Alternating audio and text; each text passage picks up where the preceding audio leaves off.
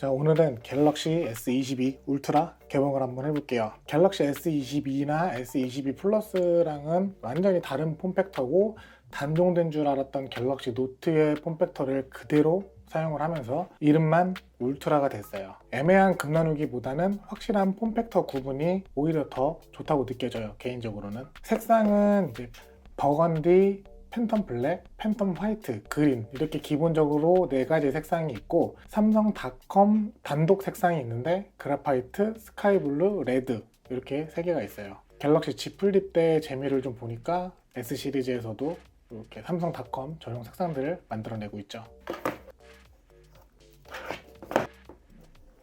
폰은 잠깐 옆에 두고 구성품은 뭐 패키지 크기 보시면 아시겠지만 전하고 크게 달라진 건 없을 거예요. 여기 이제 유심 빼는 핀, 간단 사용 설명서, 그리고 USB C2C 케이블 이렇게 하나 들어있고요. 구성품이 이게 전부예요.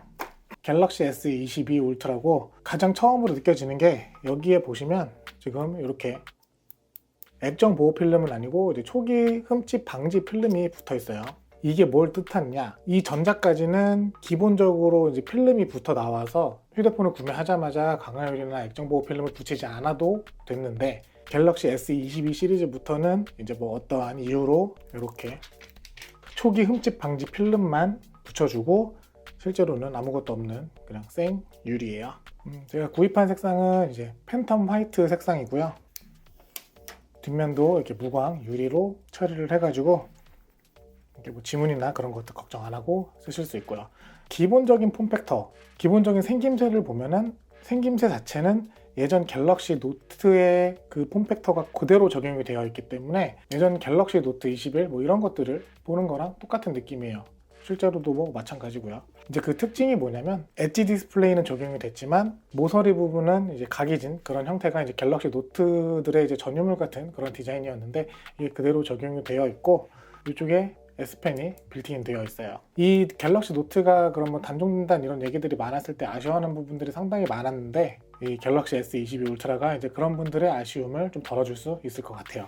자, 상단에 마이크 하나 있고요. 오른쪽 측면에 볼륨 버튼 그리고 빅스비 전원 버튼 이렇게 있고요. 왼쪽에는 아무것도 없죠. 하단에는 S펜 그리고 USB-C 타입 단자 그리고 유심 슬롯 이렇게 있고요. 그리고 뒷면에는 4개의 카메라 있고요. 아까 말씀드린 것처럼 무광 유리로 이렇게 처리를 했어요.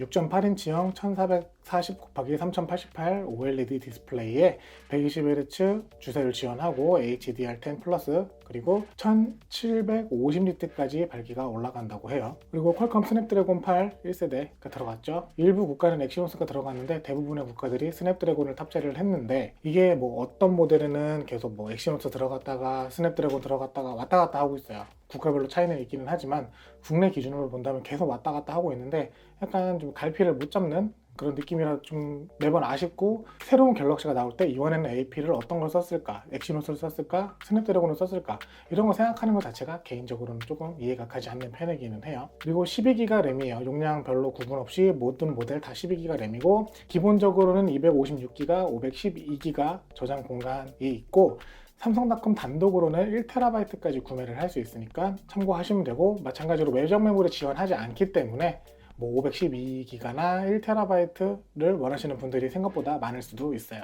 전면에는 4000만화소 셀프 카메라 존재하고 있고요. 여기 뒤쪽에는 위에서부터 1200만화소 초광각 카메라 그리고 가운데는 1억만화소 광각 메인이 되는 카메라겠죠.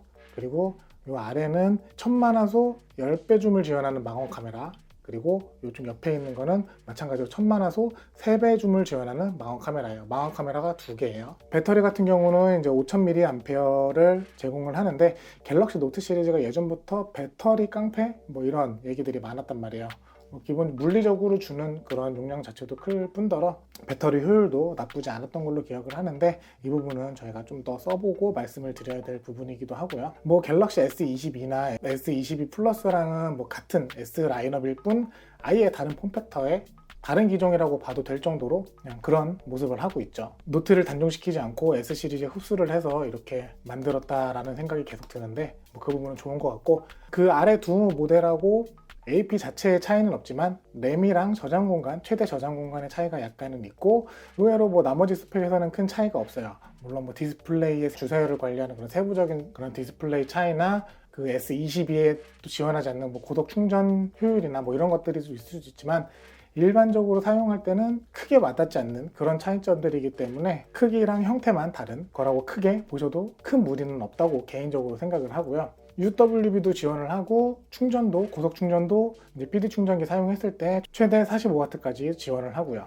갤럭시 노트가 예전에 막 출시될 때는 그 기기 자체에 대한 그런 업그레이드도 있었지만 S펜에 어떤 새로운 기능이 들어가는지 이게 굉장히 관건이었단 말이에요. 뭐 펜의 입력 속도나 S펜을 이용한 다른 기능들 그런 것들이 갤럭시 노트를 소개를 할 때 가장 큰 포인트가 되고 그랬었는데 이쯤 되니 그냥 S펜을 넣어준 것만으로도 갤럭시 노트의 팬들한테는 기분 좋은 소식이 아닐 수 없어요. 그리고 이제 아시는 분들은 아시겠지만 실제로 이제 갤럭시 S 시리즈랑 노트 시리즈가 있었을 때 삼성의 최고 플래그십은 갤럭시 노트였었어요. 물론 뭐 시기적으로 더 나중에 나오는 것도 있지만 기본적인 스펙 자체가 훨씬 더 업그레이드가 됐고 세부적인 내용들도 S 시리즈보다 조금 더 상위에 있는 그런 제품이었기 때문에 최고 플래그십이었는데 역시나 같은 느낌이에요. 그냥 같이 출시를 했다 뿐이지 그때의 그 모습 같은 느낌 그대로 가지고 있고요. 그렇기 때문에 일반적인 S 시리즈랑은 약간 다른 시각으로 접근을 하는 게 좋을 것 같아요. 루머상으로 갤럭시 S 시리즈에 S펜이 빌트인이 되고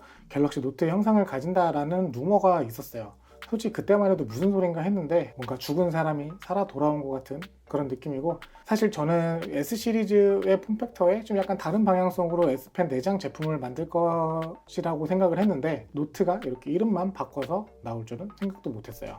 물론 뭐 놀란 거지 부정적인 의견은 절대 아니고요. 일반과 플러스 그리고 울트라로 나눠서 하나의 라인업에서 두 개의 폼팩터는 아주 괜찮은 선택이라고 보고요.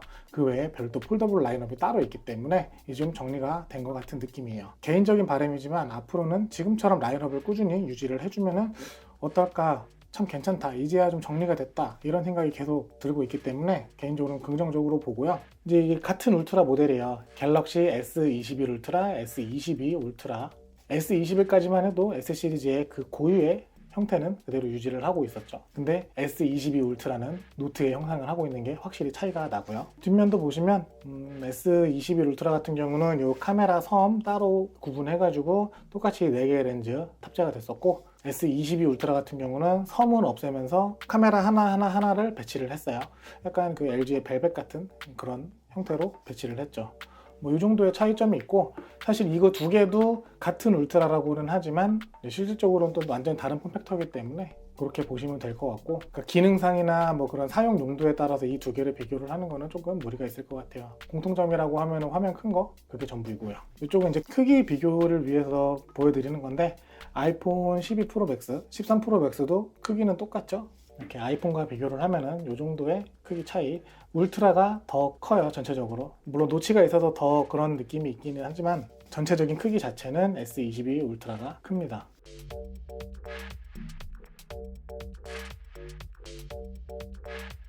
그리고 이제 S펜 같은 경우는 삼성이 그 사실 갤럭시 탭 시리즈의 S펜이나 뭐 이런 것들로 이런 필기감이나 이런 것들은 삼성이 그동안 쌓아온 그런 게 있기 때문에 사실 뭐 필기감 자체는 굉장히 좋은 것 같아요. 이렇게 뭐 미끄러지는 것도 없고 아이패드를 비교를 할 수밖에 없는데 아이패드의 애플 펜슬 그것처럼 좀 미끄러지거나 그런 느낌 없고 딱 내가 쓰고 싶은 만큼만 써지는 그런 느낌이기 때문에 뭐 S펜에 있어서도 활용성 괜찮은 것 같고요. 사실 뭐 그 밖에 딱히 뭐 S펜에 대해서 새로운 기능이 추가되거나 이런 거는 없어요. 거의 다 대부분 다 있던 기능들이죠. 예전 노트 같은 경우도 뭐 이제 좀 간편한 편의성들 하나하나 추가하면서 거의 이제 완성이 된 것 같은 그런 느낌이었는데 이제 그런 기능들을 그대로 가지고 오면서 갤럭시 S 시리즈지만 갤럭시 노트를 사용하는 것 같은 그런 느낌으로 충분히 사용하실 수 있을 것 같아요. 뭐 화면도 크고 화면 자체의 품질도 괜찮고 S펜도 있고 하다 보니 하나의 폰으로 모든 걸 하고 싶어 하시는 분들한테는 이제 좋은 선택지가 또 다시 찾아온 거죠. 오늘은 뭐 이 정도로 간략하게 알아보기로 하고요. 제가 이거 조금 더 써보고 물론 그 사이에 이제 뭐 케이스나 뭐 이런 액세서리들 뭐 이런 그리고 이제 보호 필름이 없다 보니까 이제 강화 유리에 대한 그런 고민도 하시는 분들 많을 거예요.